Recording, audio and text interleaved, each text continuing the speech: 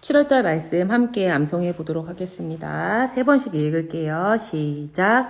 우리가 아직 죄인 되었을 때에 그리스도께서 우리를 위하여 죽으심으로 하나님께서 우리에 대한 자기의 사랑을 확증하셨느니라. 로마서 5장 8절 말씀 다시 한번. 우리가 아직 죄인 되었을 때에 그리스도께서 우리를 위하여 죽으심으로 하나님께서 우리에 대한 자기의 사랑을 확증하셨느니라. 로마서 5장 8절 말씀 다시 한번. 우리가 아직 죄인 되었을 때에 그리스도께서 우리를 위하여 죽으심으로 하나님께서 우리에 대한 자기의 사랑을 확증하셨느니라. 로마서 5장 8절 말씀. 1월달 말씀부터 한 목소리로 암송합니다. 시작. 그러므로 우리가 믿음으로 의롭다 하심을 받았으니 우리 주 예수 그리스도로 말미암아 하나님과 화평을 누리자. 또한 그로 말미암아 우리가 믿음으로 서 있는 이 은혜에 들어감을 얻었으며 하나님의 영광을 바라고 즐거워하느니라. 다만 이뿐 아니라 우리가 환난 중에도 즐거워하나니 이는 환난은 인내를, 인내는 연단을, 연단은 소망을 이루는 줄 알미로다. 소망이 우리를 부끄럽게 하지 아니함은 우리에게 주신 성령으로 말미암아 하나님의 사랑이 우리 마음에 부은 바 됨이니 우리가 아직 연약할 때에 기약대로 그리스도께서 경건하지 않은 자를 위하여 죽으셨도다. 의인을 위하여 죽는 자가 쉽지 않고 선인을 위하여 용감히 죽는 자가 혹 있거니와 우리가 아직 죄인 되었을 때에 그리스도께서 우리를 위하여 죽으심으로 하나님께서 우리에 대한 자기의 사랑을 확증하셨느니라. 로마서 5장 1절에서 8절 말씀. 아멘. 오늘 우리에게 주신 하나님의 말씀은 사도행전 4장 1절에서 12절까지의 말씀입니다.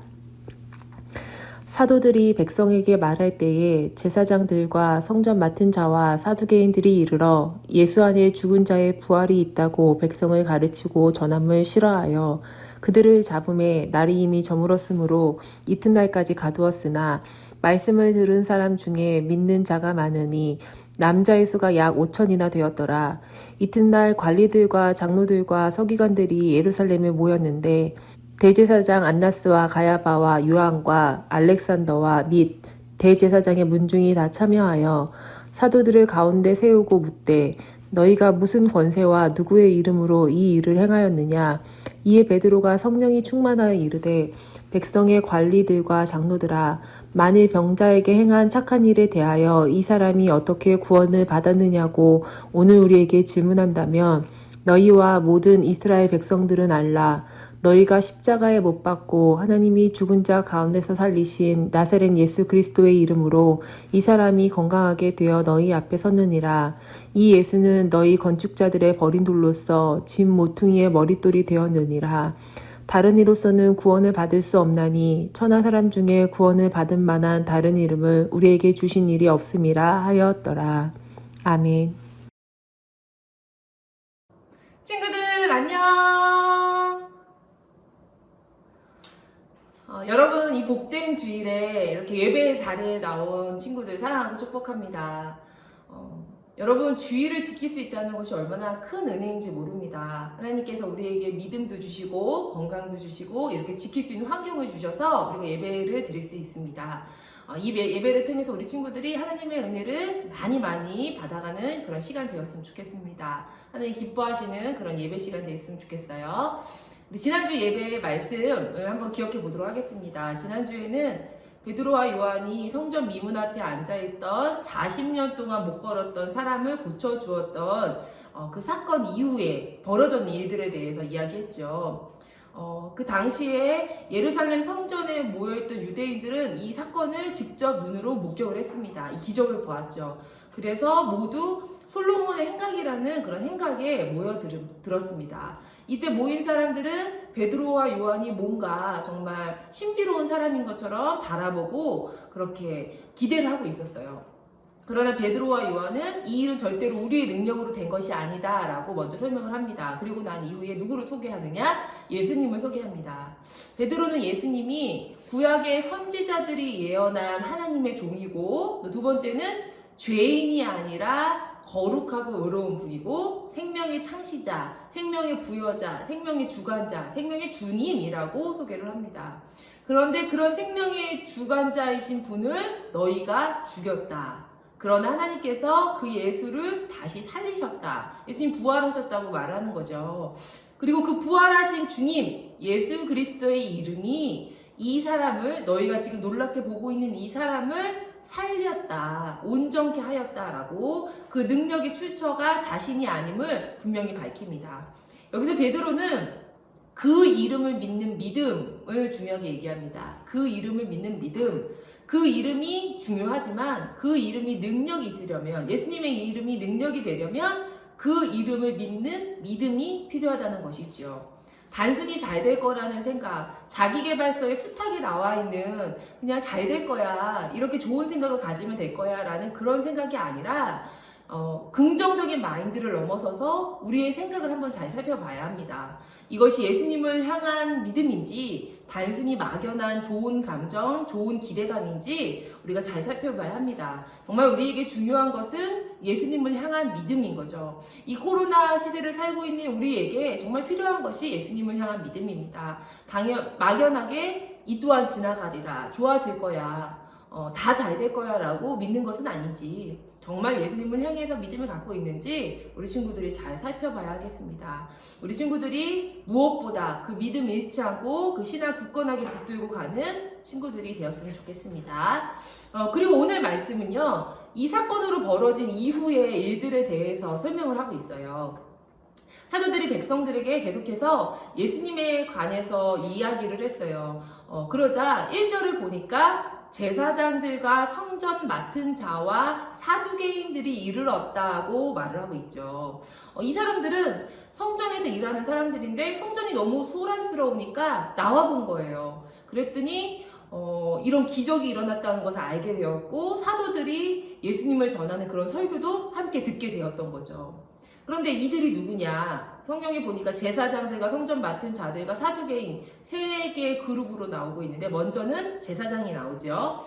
이 제사장은 우리 친구들도 잘 알다시피 구약에서 말했던, 예수님 하나님께서 말씀하셨던 구약의 많은 제사들이 있는데, 그 제사를 주관하는 성전에서 이루어지는 모든 종교의식은 이 제사장을 통해서 이루어진다고 보면 됩니다. 이 사람들은 이스라엘 백성들의 종교 지도자라고 할 수 있지요. 이 제사장들 중에 최고가 대제사장인데 6절에 나오는 가야바와 안나스라는 이름이 있어요. 이 이름은 성경에 굉장히 많이 나오는데, 가야바와 안나스, 이 사람들이 대제사장입니다. 그런데 하나님께서는 사실 예전에 구약시대에 모세를 통해서 말씀하셨을 때 제사장들은 여러 명일 수 있지만 대제사장은 딱 한 명이어야 하거든요. 근데 성경에는 대제사장이 가야바와 안나스 두 명이 나오는 거예요. 왜 그럴까? 원래는 한 명인데 그것은 안나스가 예전의 제사장이에요. 그리고 가야바가 현재의 대제사장인데 안나스의 사위입니다. 그러니까 안나스가 은퇴를 한 이후에도 영향력을 행사하면서 사위인 가야바 뒤에서 조종을 하고 있었던 것이죠. 그래서 사람들은 가야바와 안나스 두 명을 대제사장으로 이름을 말했던 것입니다. 이렇게 은퇴하고서도 물러나지 않는다는 것은 대제사장의 영향력이 그만큼 굉장히 컸다는 것이죠. 사람들에게 굉장한 영향력을 끼쳤던 막강한 권력을 가진 사람이었습니다. 권력만 있었냐? 그게 아니죠. 이 사람들은 성전에 들어오는 20세 이상 되는 유대인들에게 인두세를 받았어요. 성전세를 해서 한 사람당 인두세를 받아서 그런 돈을 챙겼고, 또 성전에서 많은 사람들이 장사를 했잖아요. 그 장사하는 사람들로부터 또 자리세를 받았습니다. 그래서 부유한 생활을 누렸다고 되어 있습니다. 그런데 사실 하나님께서 원래 세워주신 대제사장이라는 직책은 하나님과 사람 사이를 연결하는 그런 중요한 역할을 감당해야 했어요. 하지만 지금 이 시대에, 예수님 시대와 사도 바울 시대, 또 사도들의 시대에 대제사장은 많이 변질되어 있었던 것이죠. 오히려 백성들을 하나님께로 인도하는 것이 아니라 백성들을 힘들게 하고 괴롭히고 돈을 착취하는 그런 권력자의 모습만 남아 있었던 것입니다. 그리고 이들이 어떻게 했냐? 결국은 대제사장이 예수님을 못 박아 죽이게 된 것이죠. 두 번째로 나오는 사람은 성전 맡은 자입니다. 성전 맡은 자를 NIV 성경을 보니까 The Captain of the Temple Guard라고 나와 있어요. 이것을 번역하면 성전 경비 대장 뭐 이렇게 되겠죠. 그래서 세번역 성경에도 찾아보니까 전사님 찾아보니까 성전 경비 대장으로 정말 나와 있더라고요. 그러니까 성전 맡은 자라고 하는 것보다 성전 경비 대장 하니까 확 느낌이 오죠. 그런데 이들은 그냥 일반 경비, 성전에 맡은 경비원들은 아니었어요. 이들은 예루살렘 성전 안에 모든 치안과 경비를 담당하는 사람들이었는데, 성전 자체의 권위가 너무너무 세다 보니까, 성전 자체의 그 권력이 강하다 보니까 이들의 지위도 막강했던 거예요. 그래서 이들은 사실상 성전에서 대제사장 다음에 제2인자, 권력의 2인자였던 것입니다. 이 사람들도 굉장한 권력을 가진 사람들이었던 거죠. 또 세 번째는 사두개인이라는 사람들이 나옵니다. 유대교회에는 세 가지 종파가 있어요. 첫 번째 사두개파, 두 번째 바리새파, 세 번째 에세네파. 이 세 가지의 종파가 있습니다.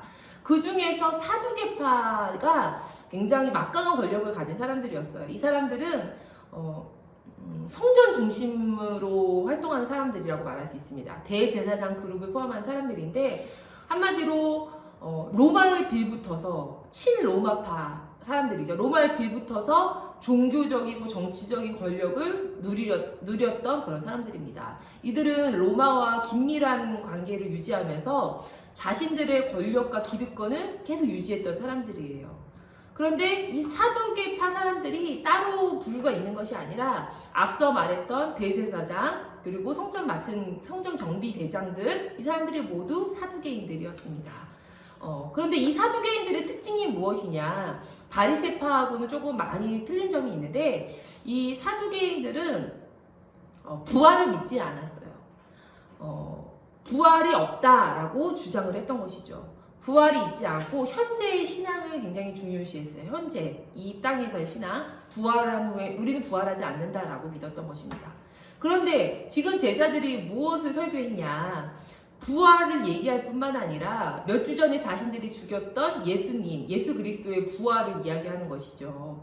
그래서 2절에 보니까 사도들이 백성을 가르치고 전함을 이 사두개인들이 싫어했다라고 나와 있습니다.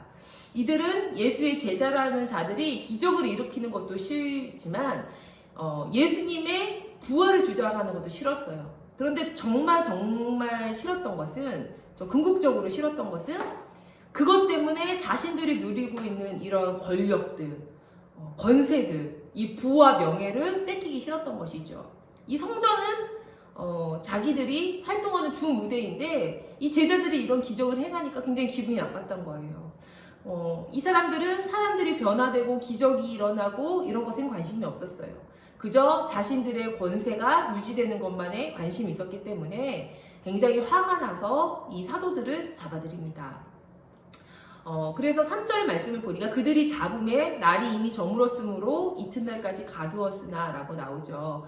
그런데 사도들을 잡아들였는데 이미 날이 어두워진 거예요. 그런데 유대인들은 날이 저물면 신문하지 않는 그런 관습이 있어요. 그래서 하루 동안 다음날까지 사도들을 잡아둡니다. 여기서 보면 이 사두개인들이 권력이 얼마나 막강했는지 알 수 있죠. 사람들을 잡아서 이렇게 구류해 두는 게 여러분 굉장히 큰 권력이에요. 이게 막강한 권력입니다. 현대 사회에서도 그렇게 아무나 잡아서 구류해 둘 수가 없어요. 그런 능력을 가졌다는, 권세를 가졌다는 건 이 사두개인들이 얼마나 대단한 사람들이었는지, 백성들에게 얼마나 힘이 있었는지를 보여줍니다. 이 다음 구절을 그렇게 생각을 해보면 사도들이 지금 잡혔잖아요. 그래서 구류가 되어 있으면 이 다음 구절은 사두개인들이 사도들을 잡아들이는 것 보고 백성들이 두려워서 흩어졌다 이렇게 나와야 하잖아요. 그런데 이어지는 4절 말씀 참 놀랍습니다. 우리 함께 4절 볼게요. 4절 말씀 시작. 말씀을 들은 사람 중에 믿는 자가 많으니 남자의 수가 약 5천이나 되었더라. 아멘. 오히려 사도들의 설교를 듣고 도망치기는커녕 믿는 사람이 많아서, 예전에 베드로 설교를 듣고는 3,000명이 회개했는데 이번에는 남자만 5,000명이 되었다는 거죠. 그랬다는 것은 여자와 어린아이까지 하면 뭐 몇만 명 되었다는 것이죠. 이게 단순히 베드로의 연설이었다면, 그냥 좋은 이야기였다면 이렇게 위협적인 상황에 많은 사람들이 예수님을 믿지 않았을 것입니다.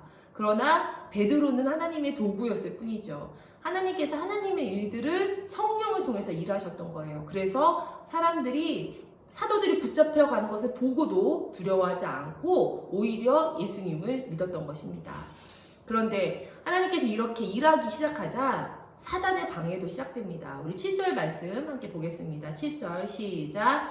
사도들을 가운데에 세우고 묻되 너희가 무슨 권세와 누구의 이름으로 이 일을 하였느냐 라고 말하죠. 이 사두개파 사람들, 대제사장 안나스와 가야바와 대제사장의 가족들과 사내들인 공의원들이 다 모여 있어요. 그들이 모여서 사도들을 가운데 세우고 묻는 거예요. 사도들에게 뭐라고 물어보죠? 너희가 무슨 권세와 누구의 이름으로 이 일을 행하였느냐라고 말하고 있어요.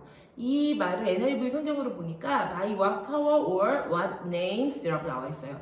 누구의 무슨 힘, 무슨 name, 이름으로, 무슨 힘과 무슨 이름으로 너희가 이 일을 했냐라고 하는 거죠. 이 말을 요즘 말로 하면 이런 거죠. 여기 우리 구역이야. 누구 마음대로 여기서 설교하래. 누구한테 허락받은 거야? 여긴 우리 구역이야. 이런 얘기죠. 참 답답하죠. 이 사람들. 이 사두개인들은 지금 새로운 시대가 열렸다는 것을 모르고 있어요. 하나님이 약속하신 메시아가 이미 오셨어요. 그리고 그가 죽으셨지만 3일 만에 부활하셨고 이제 그가 보내신 성령이 역사하시는 성령의 시대가 열렸단 말이죠. 시대가 바뀌고 있어요. 그런데 이들은 모르고 있습니다. 전사님이 설교를 준비하면서 그런 생각이 들었어요. 아, 지금도 시대가 바뀌고 있구나. 하나님이 역사하셔서 하나님이 일하시는 그 시대가 바뀌고 있구나. 그런데 우리가 모르면 어떡하지? 코로나로 인한 하나님의 뜻이 무엇일까? 우리가 그거를 이 사두개인들처럼 모르면 어떡하지? 라는 생각이 들었어요. 예수님께서는 또 바리새인들에게 또 그런 말씀하셨어요. 너희가 날씨는 분별할 줄 알면서 시대의 징조는 왜 읽지 못하느냐라고 하셨죠. 날씨는 내일은 비가 오겠네, 내일은 태풍이 올 것 같아, 내일은 날씨가 좋겠다라고 보면서 너희가 왜 이 시대가 변하는 것을 읽지 못하느냐, 메시아가 왔는데 너희는 왜 알아차리지 못하느냐는 거죠. 여러분들이 그렇게 사두개인들이나 바리새인들처럼 시대를 모르는, 시대를 읽지 못하는 그런 사람들이 되지 말기 바랍니다. 옛 가치관에 얽매여서 옛 것만 붙들고 있는 그런 어리석은 사람들이 되지 말기 바랍니다. 또 무엇보다 우리 친구들이 나중에 성인이 되었을 때 자기 자신이 누리고 있는 것들을 지키기 위해서 내 안일함과 편안함을 위해서 눈과 귀를 닫고 하나님 말씀을 거절하는 그런 친구들이 되지 말기를 간절히 소망합니다. 이 사두개인들이 이렇게 물었죠. 베드로에게 무슨 권세와 누구의 이름으로 이 일을 하느냐. 그러자 베드로가 성령이 충만해서 대답을 했다고 성경이 나와 있어요. 우리 9절 말씀, 베드로가 뭐라고 얘기했는지 함께 보겠습니다. 9절 시작. 만일 병자에게 행한 착한 일에 대하여 이 사람이 어떻게 구원을 받았냐고 오늘 우리에게 질문한다면 이라고 말하죠. 베드로는 이 일을 착한 일로 정의합니다. 병자에게 행한 착한 일, 뭐 사두개인들이 뭐라고 하든 상관없어요. 이 일은 착한 일이라는 거예요. 40년 동안 성전 앞에서 구걸하던 그 불쌍한 사람, 그 사람을 일으켰는데 그것은 착한 일이라는 것이죠. 하나님이 행하신 선한 일이라는 거예요. 그리고 분명히 사두개인들은 너희가 무슨 권세로 이 일을 행했냐, 누구의 이름으로 이 일을 행했냐고 질문했죠. 그런데 베드로는 아예 질문 자체를 바꿔버려요. 왜냐하면 베드로는 이들의 그런 기득권 싸움, 누구의 이름으로 했는지, 무슨 권세로 했는지에는 전혀 관심이 없거든요. 이들이 질문하는 질문에는 대답할 가치가 없는 거예요. 베드로에게 중요한 것은 이 사람이 어떻게 구원을 받았는지인 거죠. 그래서 그렇게 말하는 거예요. 너희들이 질문하는 것 자체가 틀렸어. 질문이 틀렸어. 이 사람이 어떻게 구원받았는지를 물어봐야지. 누구의 권세로 누구의 이름으로 어떤 라인으로 이렇게 일을 했냐, 여기는 내 구역인데 너희 마음대로 왜 했냐, 그걸 물어본다면 그건 질문이 틀렸어.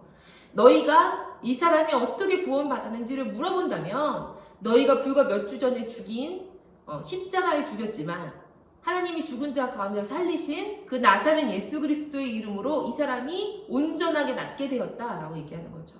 그러면서 베드로가 시편 118편 말씀을 인용해서 말합니다. 우리 사도행전 4장 11절 말씀 함께 읽어볼게요. 시작. 이 예수는 너희 건축자들의 버린 돌로서 짐 모퉁이의 머릿돌이 되었느니라. 아멘.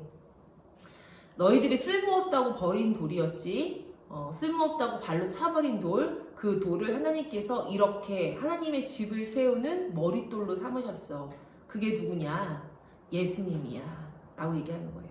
그러면서 12절 아주 중요한 말씀을 합니다. 이 말씀은 정말 너무너무 중요해요. 우리 친구들 함께 정말로 마음을 다해서 읽어볼게요. 시작.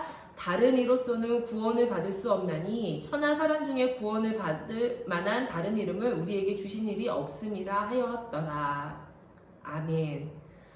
다른 이로서는 구원을 받을 수 없나니 구원을 받을 만한 다른 이름을 우리에게 주신 적이 없다. 그 이름이 누구죠? 예수님이라는 것입니다. 이 말씀 때문에 다른 사람들이 기독교를 편협하다고 얘기를 해요. 다른 종교에서는 그냥 진리에 이르는 다른 길이 있다. 여러 가지 길이 있다. 너희도 그렇게 열심히 진리를 향해 가면 된다라고 이야기하는데 왜 너희만 편협하게 그렇게 말을 하느냐라고 말하죠. 왜 너희 기독교만 그렇게 예수로만 구원을 받는다고 그렇게 이야기하느냐라는 거죠. 그런데 우리는 다른 종교에도 구원이 있다고 말을 안 하는 게 아니라 못하는 것이죠. 어떤 착한 일을 행해서 아니면 산속에 들어가서 고행을 해서 몇 년 동안 그렇게 열심히 해서 구원을 받는다면 우리도 편안하게 다른 종교에도 그렇게 열심히 하면 구원의 길이 있어요 라고 말을 하겠는데 구원은 그런 행위와는 전혀 상관이 없습니다. 하나님께로 이르는 길은 그렇게 어떤 우리 인간의 행위로서 되는 것이 아니라 예수님을 믿음으로써 예수님을 통과해야지만 갈 수 있는 길이기 때문이에요. 그래서 우리는 예수님 외에는 다른 이야기를 할 수가 없습니다. 태양은 하나여야 하죠. 태양은 둘일 수 없습니다. 나를 낳으신 엄마도 한 분이어야 합니다. 그리고 내 핸드폰 비번도 하나여야 합니다. 진리는 그런 것이죠. 두 개가 있을 수 없어요. 다른 길이 없는 거죠.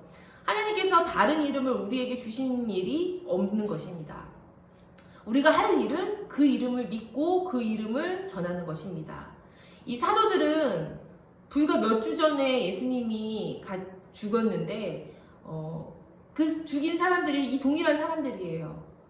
가야바와 안나스, 대제사장 그룹들과 사두개인들, 이들이 예수님을 죽였단 말이죠. 예수님을 신문하여 죽인 이 동일한 사람들 앞에서 담대하게 예수님 이야기를 합니다. 불과 예수님이 몇 주 전에 죽었기 때문에 굉장히 두려운 마음이 들었을 수 있어요. 하지만 이 사도들이 굉장히 마음이 뭉클했을 것 같아요. 아, 우리도 동일하게 예수님이 가신 길을 걷는구나. 예수님도 이렇게 신문을 당하시고 죽으셨는데 어쩌면 우리도 죽을 수 있겠구나 라는 생각을 했을 거예요. 이 최고 지도자들 앞에서 사도들은 겁내지 않고 예수님의 이름을 이야기하고 부활을 얘기하고 구원을 이야기합니다. 여러분, 교회가 여러 가지 상황에 바뀌고 있지만 정말 변하지 말아야 할 것은 이것입니다. 교회에서 변하지 말아야 할 것은 이거죠. 예수님의 이름, 예수님의 십자가와 부활, 그리고 구원입니다. 우리 친구들도 이 사도들처럼 예수님 이름 앞에서 담대했으면 좋겠습니다. 예수님 이름 앞에서 도망치는 친구들이 아니었으면 좋겠습니다. 우리 친구들이 어느 누구 앞에 서더라도 예수님의 이름이 구원 되신다고, 예수님이 나의 구원자시라고 그렇게 말할 수 있는 주의 자녀들이 되었으면 좋겠습니다. 우리 친구들이 한 주간 동안 살아가는 동안에 이 말씀 붙들고 이 하나님의 말씀을 평생 연구하고 성전에서 봉사했지만 하나님은 몰랐던 이 사두개인들처럼 되지 않고 우리의 눈과 마음과 귀를 열어서 주님을 향할 수 있도록 해달라고 기도하는 한 주가 되었으면 좋겠습니다. 그래서 주님만이 길이 되신다고, 주님의 이름만이 우리에게 구원의 이름이 되신다고 말할 수 있는 친구들 되었으면 좋겠습니다. 전도사님이 기도하고 마치도록 하겠습니다. 기도하겠습니다. 주님 감사합니다. 이 사두개인들은 평생 성전에서 봉사하면서 하나님과 가장 가까이 사는 사람들이었습니다. 평생 하나님을 가장 많이 안다고 자부하면서 그렇게 살았던 사람들이고 평생 성경을 연구하던 사람들이었지만 하나님 정작 하나님께서 보내신 메시아를 알아보지 못하고 죽였습니다. 그리고 이 성령의 시대가 바뀌었는데도 여전히 자신의 기득권만을 생각하며 이 사도들을 핍박하고 있습니다. 주님, 우리가 이런 사두개인들이 되지 않게 하여 주옵소서. 하나님, 항상 교회 안에 있으면서 주님을 몰라보는 자들이 되지 않게 하여 주옵소서. 주님을 알아볼 수 있도록 우리의 눈과 마음과 귀를 열어주시고 말씀에 반응하게 하여 주옵소서. 우리가 늘 주님께 열린 마음으로 다가가게 하시고 내 삶의 어떤 것들을 지키느라 주님을 부인하지 않는 자들 되게 하여 주옵소서. 주님, 어느 것도 우리에게 구원이 되지 못합니다. 구원에 이르는 길은 예수 그리스도의 이름 한 분만임을 우리가 믿습니다. 우리가 언제 어디서든 주님의 이름을 구원의 이름이라고 담대히 전할 수 있는 친구들 될 수 있도록 도와주세요. 한 주간의 삶 가운데 우리 친구들을 보호하여 주시고 학교에서 공부하고 학원에서 공부하는 동안에도 주님 함께하여 주옵소서. 무더운 여름에 공부하는 고3 친구들 지켜주시고 하나님의 은혜로 비전을 향해서 달려갈 수 있는 친구들 되게 하여 주옵소서. 감사드리며 예수님의 이름으로 기도합니다. 아멘. 주기도문 하겠습니다. 하늘에 계신 우리 아버지여, 이름이 거룩히 여김을 받으시오며 나라의 임하옵시며 뜻이 하늘에서 이루어진 것 같이 땅에서도 이루어지이다. 오늘날 우리에게 일용할 양식을 주옵시고 우리가 우리에게 죄 지은 자를 사하여 준 것 같이 우리의 죄를 사하여 주옵시고 우리를 시험에 들게 하지 마옵시고 다만 악에서 구하옵소서. 나라와 권세와 영광이 아버지께 영원히 있사옵나이다. 아멘. 예배를 마쳤습니다. 코로나 시대를 살아가는 우리 친구들에게 정말 예수님의 이름이 필요한 줄 믿습니다. 옛날에 우리의 선조들이 핍박을 받았던 것처럼 그렇게 핍박을 받지는 않지만 우리가 교회 다니는 것을 숨겨야 하는 그런 친구들이 있을지도 모른다고 생각됩니다. 이 코로나 시대에도 우리 친구들이 믿음을 지켜서 예수님의 이름을 말할 수 있고 또 예수님의 이름이 우리의 구원자 되신다고 말할 수 있는 친구들 되었으면 좋겠습니다. 한 주간에 어디에서 생활하든 주님 기억하며 임마누엘 되시는 주님과 동행하는 삶 사는 우리 중고등부 친구들 되길 바랍니다. 우리 다시 만나는 날까지 건강하기 바래요. 우리 다음 주에 만나요. 안녕.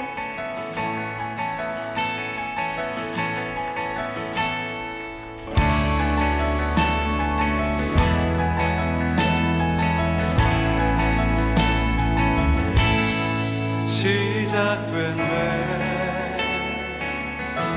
우리 주님의 능력이 나의 삶을 다스리고 새롭게 하네. 자유하네. 죄와 사망으로부터 나의 삶은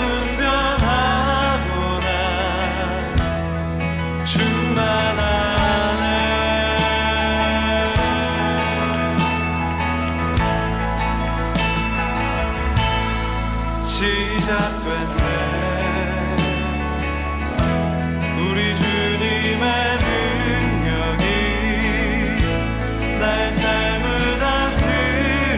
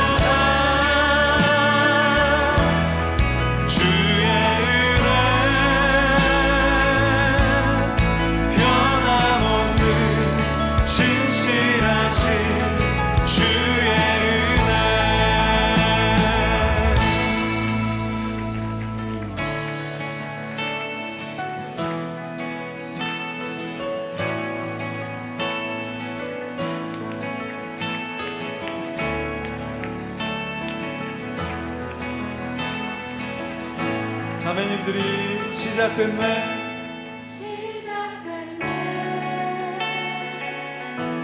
우리 주님의 능력이 나의 삶을 다스리고 새롭게 하네. 형제님들이 자유하네, 자유하네. 죄와 사망으로부터 나의 삶은 변하구나. 충만하네, 충만하네. 은혜로다 주의 은혜 한량없는 주의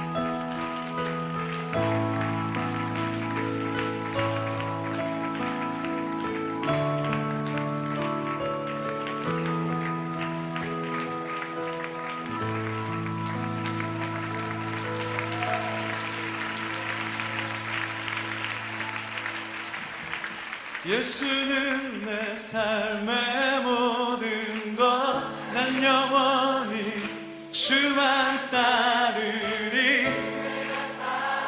숨 쉬는 동안 예수, 다 함께 한 번 더.